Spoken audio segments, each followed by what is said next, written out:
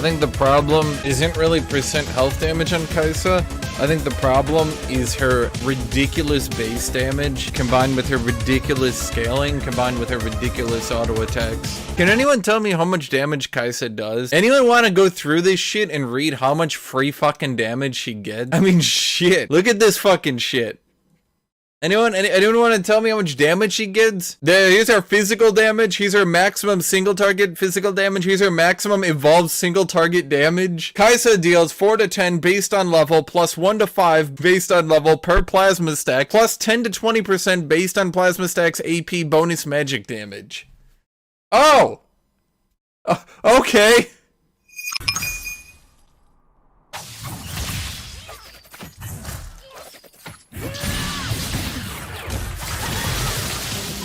Has been slain.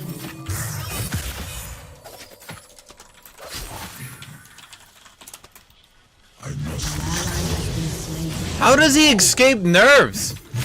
This champion has been so broken for so long. Just dodges Qs.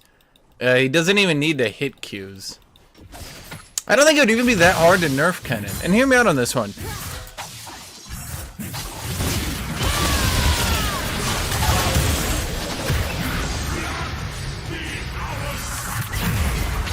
Just nerf his AP ratios, nerf his AD ratios, nerf his health, nerf his armor, nerf his movement speed, nerf his cooldowns, and he would be balanced. Because he's conceptually broken, Twitch chat. The entire concept of Kennen is overpowered. From the very beginning, when they first looked at the champion, he was overpowered. A manaless, ranged, poke, all-in, AoE, lane bully, team fighter, early, mid, late game mage. Oh yeah, and then of course that's true. He can build multiple ways on top of that. So even if he somehow runs into a bad matchup and gets counterpicked, he can go with a different build to win. My opinion is that it needs to be flipped 180. Instead of Kennen being the lane bully that forces you out of lane with unending ranged harass, Kennen should be more like...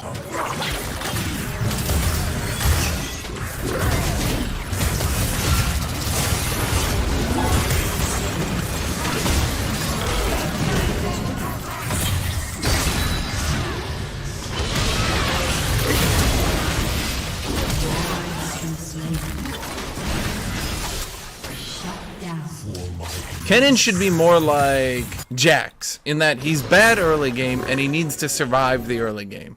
That should be it. Like, he should have a decent all-in combo and that's it. Like Kennen should be using his range shit to last hit, because he should be afraid that people will jump on him. Here's my actual opinion. If you actually want a non-ironic real fix to Kennen, here's my real opinion. Remove the energy regeneration from stuns. Completely. Gone. He cannot restore energy on stun. Make it come back slowly over the game. At level 7, he gets 10 energy. At level 13, he gets 20 energy. In addition to that, make lightning rush, instead of 100 energy, make it 120. Make it so that if he lightning rushes away, like, he basically loses a very large amount of time harassing. Like, if you actually force him to use lightning rush, it's just like, oh shit, like, he can't fight back now. Then look at his Q. His Q is right now, what is that? Costs no energy. Sorry, I'm like reading this because they fucked with those energy again. Make his W, right now it's 40 energy, make that like 65. His Q, right now it's 60 energy, make that 80. That way, when he actually just goes full retard into you using every ability on cooldown, he actually runs out of energy and can't lightning rush away.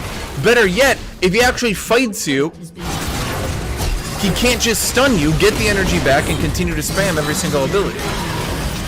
Now, that's my actual opinion. Remove the energy regeneration from stun, make Lightning Rush 120 energy, make Electrical Surge 65 energy, make Thundering Shuriken 65 energy. That way, if he uses all 3 abilities, he's out. For 20 seconds, he's out. And remember, this isn't like he's out as in like, oh, there's no way he could possibly regenerate his energy. He gets his full energy bar back in 20 seconds. As in, he could use every ability, every single minion. And that's without even remembering that he's got auto attacks and he's got bonus damage on his auto attacks. But I think the correct way to balance him is to make him, if he actually is forced to use Lightning Rush, it fucks him up. It shouldn't just be a free ability.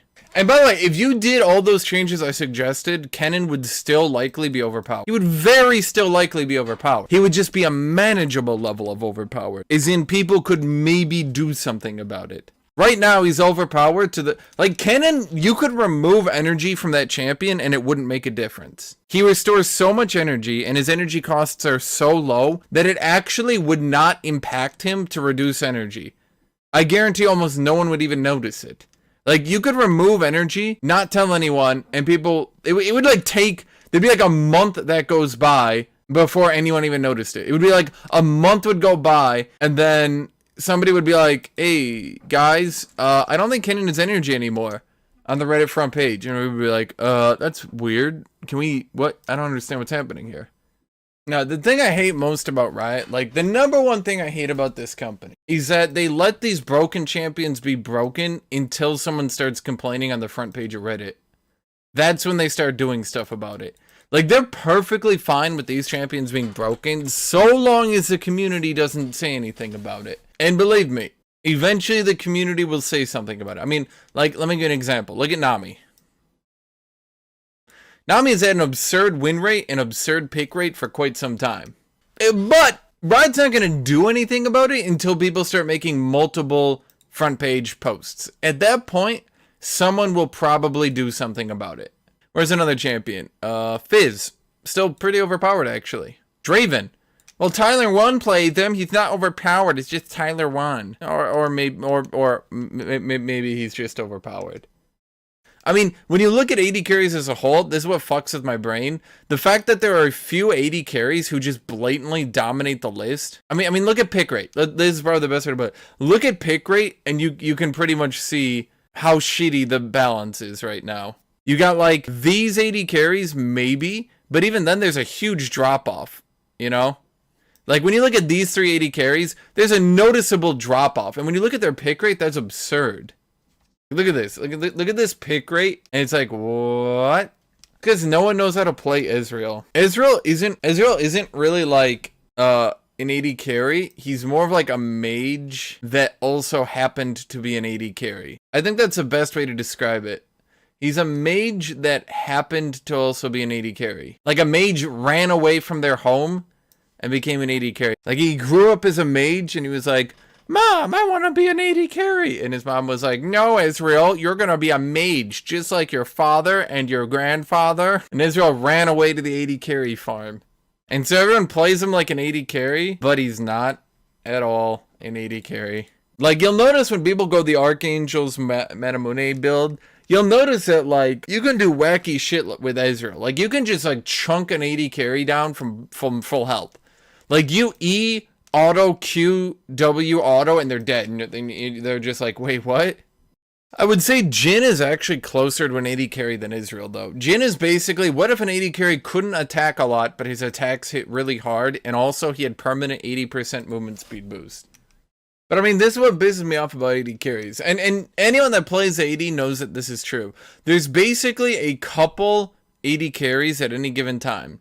And these few AD carries are basically the Riot-approved broken AD carries. And they just get to be overpowered forever. I mean, Lucian got fucking buffed. Like, look at these stats and know that this champion got buffed. The most picked AD carry with a positive win rate got buffed. It's because of his new skin. You know, at this point, I wouldn't doubt it. It used to kind of be subtle. I mean, it was pretty obvious, but it used to be, like, kind of subtle when Riot would do that. You know what I mean? Like, they'd buff a champion, release a skin, and then suddenly find out they needed to be nerfed. Or release a skin, then nerf them, like, 2 weeks later. You know, like, subtle things like that. But now they just straight said, here's a new skin, and also he's buffed. You know what I mean? It's like, wait, what? Not even remotely subtle on that one. I'm watching this LPL game. This Urgot is getting hot dicking. It's funny how in LPL, like, they'll actually be like, wow, they're at low HP, let's go get them. In solo queue, people be like, wow, they're at low HP, I'm gonna finish off this minion wave. Nah, dude, this Urgot got hot dickings. Sai has more items, more roams, more CS. I think Gnar is just such terrible design that I don't think he's, I don't think he's fixable right now. They would have to fuck up the numbers a lot, but I don't think Riot really wants to take the time. I don't think they really care. You have to remember, Riot is kind of a really lazy company. If they don't have to fix something, they don't. So, oh, it's only affecting high or low, and it's only affecting competitive play. No big deal. We're not going to change anything then. I think they just need to fuck around with Gnar's numbers so that attacking him in mini form is actually like the good thing, and attacking him in the melee form is a bad thing. Because as of now, you can basically only kill him if he's in his melee form. If he's in his mini form, he gets to chase you around and terrorize you. I think that would actually be good for the game too when you think about it.